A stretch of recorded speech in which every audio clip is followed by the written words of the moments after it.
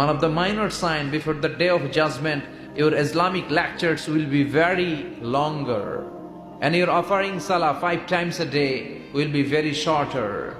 কিয়ামতের আগে বক্তব্য হবে লম্বা চূড়া, কিন্তু নামাজ হবে খাটো খাটো। কথা কন আছে না নাই?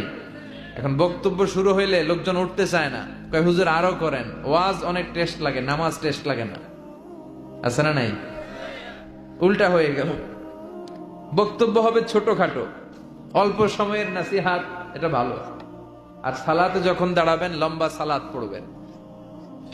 বিষ্ণু ঈসা ইসলাম যখন সালাতে দাঁড়াতেন, তিনি হাত বেঁধে নামাজ পড়তে পড়তে তাহাজ্জুদের সালাতে হাত ব্যথা হয়ে যেত, তখন বিষ্ণুনবী হাত ছেড়ে দিতেন।